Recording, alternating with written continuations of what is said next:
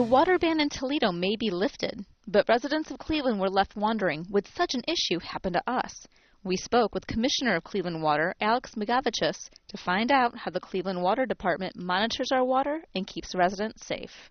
Well, first, I just want to reassure everyone, Leah, that the water in Cleveland is safe. It's clean, it's good, and the 1.4 million people who drink our water have nothing to worry about. The water is indeed good to drink. We do a whole bank of tests with our water to make sure that it is meeting all conditions necessary to be potable. We do all sorts of other things as well. We monitor satellite imagery from the National Oceanic and Atmospheric Agency. It's one of the best ways to monitor what the condition of the overall lake is. And they also issue algal bloom forecasts that we monitor closely to give us an idea of where predicted algae growth may occur. So we're doing all these things to make sure that water condition is good. The Cleveland water system has been in service since 1856 continuously, well over 150 years now. And water quality and the treatment of the water is something that we've been concerned about from day one.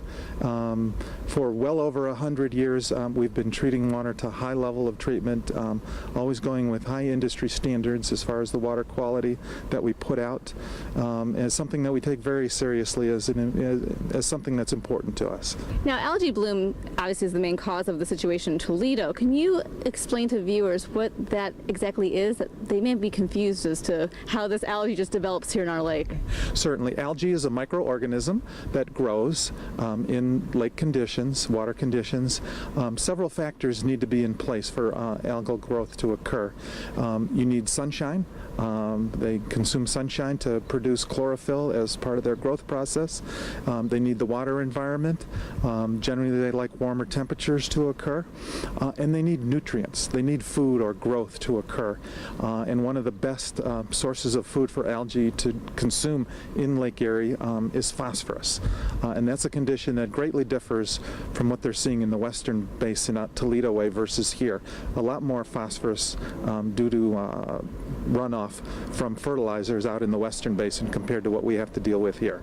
Watching satellite imagery is just one way experts at the Cleveland Water Department monitor our water. There are 4 major water treatment plants in Cleveland that make sure residents have safe, quality water.